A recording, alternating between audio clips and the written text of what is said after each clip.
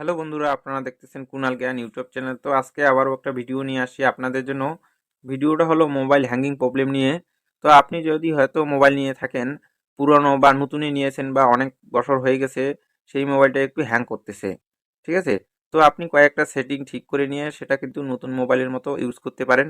একদম হ্যাং করবে না, নতুন মোবাইলের মতন চলবে।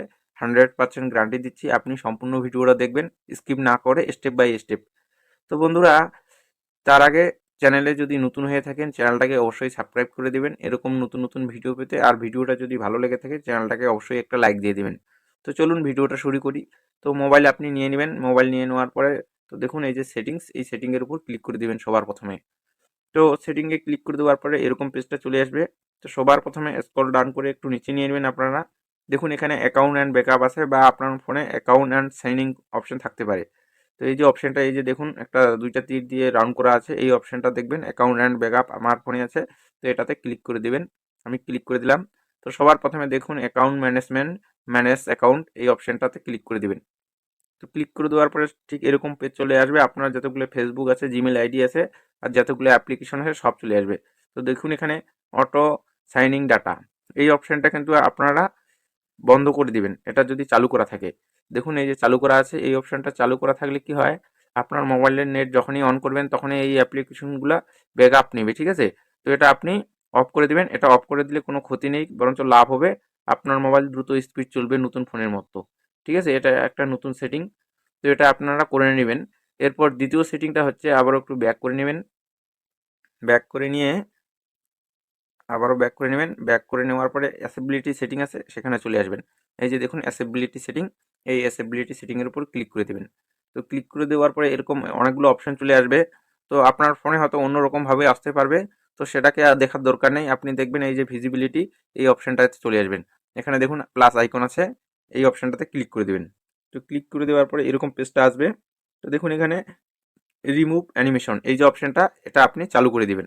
আপনার ফোনে হয়তো বন্ধ করা আছে, এই যে দেখুন এরকমভাবে বন্ধ করা আছে, এটাকে আপনারা চালু করে দিবেন। এইটা চালু করে দিলে কি হবে, আপনি হয়তো অনেক অ্যাপ্লিকেশন চালাচ্ছেন, ব্যাক করে দিয়ে এই যে মাঝখানটা দিয়ে ব্যাক করে দিচ্ছেন, তো সেটা কিন্তু আপনার স্ক্রিনের মধ্যে থেকে যাচ্ছে অ্যানিমেশন হয়ে। সেটার জন্য আপনার মোবাইলে হ্যাং করতে পারবে, অনেকটা লোড নিতে থাকে। তো এটা আপনি যদি ব্যাক করে দেন অটোমেটিক রিমুভ হয়ে যাবে। সেক্ষেত্রে আপনার প্রসেসর খুব স্পিড চলবে, ঠিক আছে? তো আপনি এটা অবশ্যই অন করে রাখবেন। এবারে হচ্ছে তৃতীয় সেটিংটা। তো আপনি আবারও ব্যাক করে নেবেন। ব্যাক করে নেওয়ার পরে এই যে দেখুন এখানে এই যে অপশনটা আছে একটা আইকন, টাচিং আইকন, এই আইকনের উপর ক্লিক করে দিবেন। তো ক্লিক করে দেওয়ার পরে এই যে দেখুন টাচ অ্যান্ড হোল্ড ডিলে, এই অপশনটাতে ক্লিক করে দিবেন। হয়তো আপনার এইটাতে অন করা আছে মিডিয়াম 1 সেকেন্ড, হয়তো লং এটা অথবা কাস্টম, ঠিক আছে? তো আপনাকে কিছু করার দরকার নেই।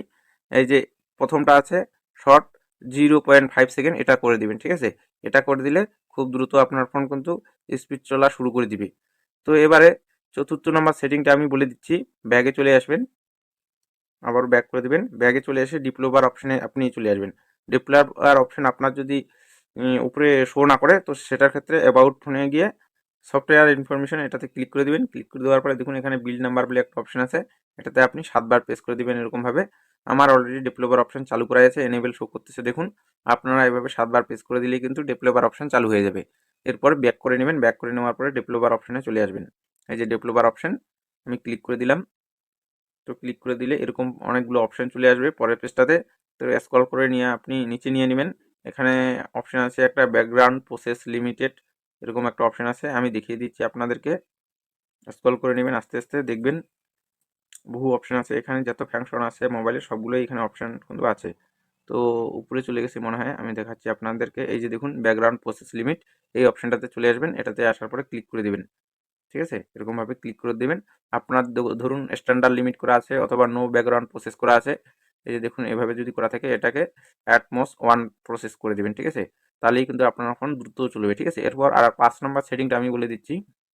5 নম্বর সেটিংটা হচ্ছে শো নোটিফিকেশন চ্যানেল ওয়ারিং, ঠিক আছে? এই যে সেটিংটা আপনি এটাকে অন করে দেবেন। এটাকে অন করে দিলে কি হবে, আপনি যে ফোনে অ্যাপ্লিকেশন ডাউনলোড করেন, যে অ্যাপ্লিকেশনটা আপনার ফোনে আর কি সাপোর্ট নিচ্ছে না, আপনাকে নোটিফিকেশন করে জানিয়ে দিবে ফোন, ঠিক আছে? তো জানিয়ে দিবে, সেক্ষেত্রে আপনি ওই অ্যাপ্লিকেশনটা ডিলিট করতে পারবেন। তো বন্ধুরা, ভিডিওটা কেমন লাগলো অবশ্যই কমেন্টে জানিয়ে দিবেন। আর ভিডিওটা যদি ভালো লেগে থাকে অবশ্যই চ্যানেলটাকে একটা লাইক দিয়ে দিবেন। তো দেখা হচ্ছে পরবর্তী ভিডিওতে।